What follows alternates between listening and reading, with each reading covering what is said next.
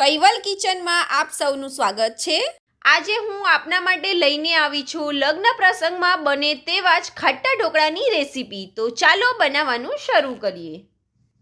સૌથી પહેલાં તો એક બાઉલની અંદર આપણે લઈશું 1 કપ ચોખા, 1 કપ ચણાની દાળ, 1 કપ અડદની દાળ અને 1 કપ ફોતરા વગરની મગની મોગળની દાળ। હવે તેમાં પાણી રેડીને બધી જ દાળ અને ચોખાને હાથ વડે મસળી સારી રીતે ધોઈ લઈશું। આમ 3 વાર પાણીથી ચોખા અને દાળને આપણે ધોઈને સાફ કરી લઈશું। આપણે જે અહીંયા દાળ ચોખા માટેનું જે કપનું માપ લીધેલ છે તે માપ આપ કોઈ પણ વાડકી કે કપથી લઈ શકો છો। ધ્યાન એ જ રાખવાનું છે કે બધું જ માપ એક સરખું લેવાનું છે। દાળ ચોખા ધોવાઈને તૈયાર છે। હવે દાળ અને ચોખામાં જોઈતા પ્રમાણમાં પાણી રેડી બાઉલને ઢાંકી ઓવરનાઇટ એટલે કે 6 થી 7 કલાક પલળવા માટે આપણે રેસ્ટ આપીશું। જોઈ શકો છો રેસ્ટ આપ્યા બાદ ચોખા અને દાળ સારી રીતે ફૂલી ગયા છે। હવે એક મિક્સિંગ જારમાં થોડા પ્રમાણમાં દાળ અને ચોખા એડ કરીશું।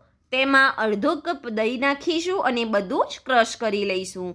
આમ 3 વાર આપણે મિક્સર જાર ફેરવીશું, જેમાં આપણે 1.5 કપ દહીંનો યુઝ કરીશું।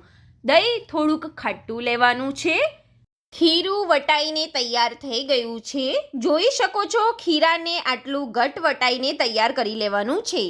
હવે આપણે આ ખીરાને ફરીથી 5 થી 6 કલાક રેસ્ટ આપવા મૂકવાનું છે, જેથી ખૂબ જ સોફ્ટ ઢોકળા બનશે, સાથે તેનો સ્વાદ પણ ખૂબ જ સરસ આવશે।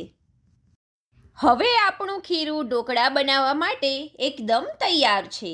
સરસ આથો પણ આવી ગયો છે। અહીંયા મેં 6 થી 7 લીલા મરચાં, 10 થી 12 કળી લસણની અને 1 મોટો આદુનો ટુકડો લીધો છે, જે આપણે મિક્સરમાં ક્રશ કરી લઈશું। હવે ખીરાની અંદર આપણે એડ કરીશું 1 ચમચી લીંબુના ફૂલ અને ખીરાને બરાબર હલાવી લેવાનું છે, જેથી લીંબુના ફૂલ ઓગળી જાય। ત્યારબાદ તેમાં નાખીશું હળદર 1 ચમચી, સ્વાદ પ્રમાણે મીઠું એડ કરી લઈશું। ત્યારબાદ આદુ મરચાં લસણની પેસ્ટ એડ કરી બરાબર હલાવી લઈશું। જો તમને લાગે કે ખીરું થોડું ઘટ છે તો થોડું પાણી એડ કરી આ રીતનું પરફેક્ટ ખીરું બનાવી લેવાનું છે।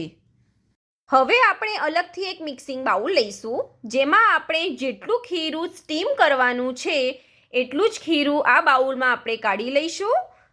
અહીંયા મારે 2 થાળી સ્ટીમ કરવા મૂકવાની છે, તો હું 2 થાળી જેટલું ખીરું અહીંયા અલગથી કાઢીને બાઉલમાં રેડી કરી લઈશ। હવે તેની અંદર આપણે એડ કરીશું ઈનો, અડધી ચમચી જેટલો આપણે અહીંયા ઈનો એડ કરવાનો છે। આ પ્રોસેસ કરવાનું કારણ એ જ છે કે આપણે જોઈતા પ્રમાણમાં ખીરું લઈને ઈનો એડ કરીને પછી સ્ટીમ કરીશું તો રિઝલ્ટ પરફેક્ટ જ મળશે। ખીરાને બરાબર થોડું હલાવી લઈશું। હલાવ્યા બાદ આપણે જે પણ થાળી સ્ટીમ કરવાની છે તે થાળીને આપણે ગ્રીસ કરી લઈશું ઓઇલથી અને આપણે આ ખીરું એ થાળીમાં એડ કરી લઈશું। આપને જેટલા જાડા કે પાતળા ઢોકળા ભાવે તે પ્રમાણે આમાં ખીરું આપણે એડ કરવાનું રહેશે। હવે આપણે તેની ઉપર લાલ મરચું સ્પ્રિંકલ કરીશું, જેથી ઢોકળાનો લુક આફ્ટર સ્ટીમ પછી ખૂબ જ સરસ થઈ જશે। અહીંયા મેં આ પ્રકારનું ઢોકળા બનાવવાનું સ્ટીમર લીધું છે, જેમાં નીચે 2 ગ્લાસ પાણી રેડી ઉકાળી લીધું છે। હવે ખીરું ભરેલી ટ્રેને આપણે તેની ઉપર મૂકી દઈશું, ઢાંકીને તેને 7 થી 10 મિનિટ મીડિયમ ગેસ પર સ્ટીમ થવા દઈશું। ઢોકળા આપણા તૈયાર થઈ ગયા છે। આપણે તેમાં આ રીતે ચપ્પુ લગાડીને ચેક કરીશું, ચપ્પુ સાફ આવે છે તો ઢોકળા આપણા તૈયાર છે। હવે તેને કાઢીને ઠંડા કરવા દઈશું। હવે ઢોકળા ઉપર આપણે તેલ લગાડીશું, જેથી તે ઉપરથી સુકાઈ ના જાય અને તેની સોફ્ટનેસ તેવી જ રહે। બધી જ સાઈડ કિનારો પર સરખું તેલ લગાડી દેવાનું છે। પછી તમને ગમતા સાઈઝમાં ઢોકળાને કટ કરીને તેને કાઢી લેવા। તમે જોઈ શકો છો કે ઢોકળા ખૂબ જ સરસ ફૂલીને અને એકદમ સરસ પોચા બનીને તૈયાર થયા છે। હવે આપણે બનાવીશું ઢોકળા માટે લસણની તીખી ચટણી, જેના માટે આપણે એક મિક્સિંગ જારની અંદર 20 થી 25 કળી લસણની લઈશું। તેમાં 3 ચમચી કશ્મીરી લાલ મરચું, 1 ચમચી તીખું લાલ મરચું એડ કરીશું। ત્યારબાદ તેમાં સ્વાદ પ્રમાણે મીઠું એડ કરી તેને ક્રશ કરી લઈશું। અધકચરું વટાઈ ગયું છે। હવે તેમાં 5 થી 6 ચમચી જેટલું પાણી રેડી ફરીથી ક્રશ કરી લઈશું। ખૂબ જ સરસ ક્રશ થઈને તૈયાર છે. હવે તેમાં એડ કરીશું 3 મોટી ચમચી જેટલું તેલ. તેલ એડ કરવાથી ચટણી તમે 1 મહિના સુધી સ્ટોર કરી શકો છો અને તેનો કલર પણ સારો આવી જાય છે. ચટણી આપણી તૈયાર છે. હવે ઢોકળા અને ચટણીને સર્વ કરી લઈશું.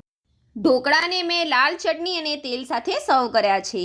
લગ્ન પ્રસંગમાં અને બહાર મળે તેવા જ ઢોકળા ઘરે બનીને તૈયાર છે. જો તમને પણ આ રેસીપી ગમી હોય તો ચોક્કસથી તમે બનાવજો અને તમારા પ્રતિભાવો કોમેન્ટ બોક્સમાં જરૂરથી મોકલજો. વિડીયોને લાઈક કરો, શેર કરો અને ચેનલને સબસ્ક્રાઈબ કરો. મળીએ હવે આગળની રેસીપીમાં. ત્યાં સુધી આવજો. Bye bye.